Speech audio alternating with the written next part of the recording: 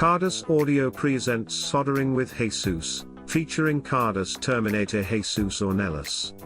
In this video, we will be showing you how to strip and tin several gauges of Cardas chassis wire.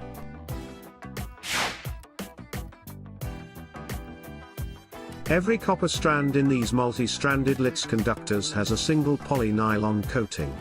It is invisible to the naked eye, but if it is not removed using the process we're about to demonstrate, you will not have conductivity, and you will not make a good termination to your connector or circuit board.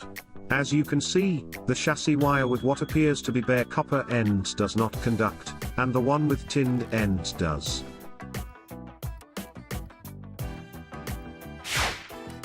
In this video we will be using Cardas 17.5 gauge, 11.5, and 9.5 gauge chassis wires.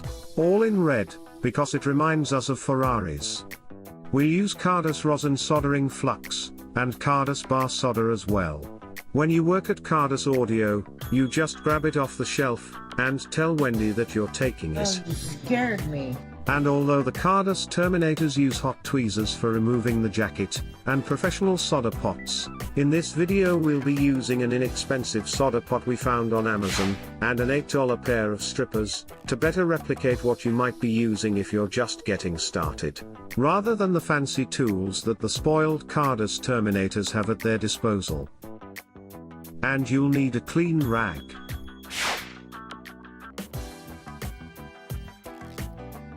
We'll begin with Cardas 17.5 gauge chassis wire. Jesus twists the copper strands, dips them in the flux, and then into the solder pot, set to about 650 degrees Fahrenheit, until the flux puffs off in a cloud of smoke. Beautiful. I'm keeping this one for myself. Soldering should always be done in a well-ventilated area. At Cardas, we have a custom system that removes solder smoke from each bench, powered by an external fan, which we purchased from a local store that sells things for growing tomatoes indoors.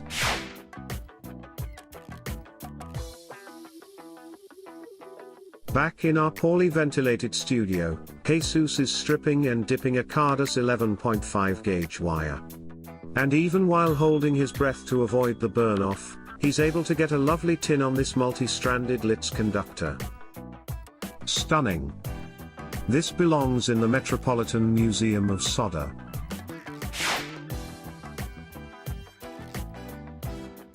And now our largest conductor, the 9.5 gauge. Remember that the wire size goes up as the gauge number goes down. That looks like too much flux to me, but Jesus says it's ready for the solder pot. Oh my god. Let's rewind the tape and see what went wrong.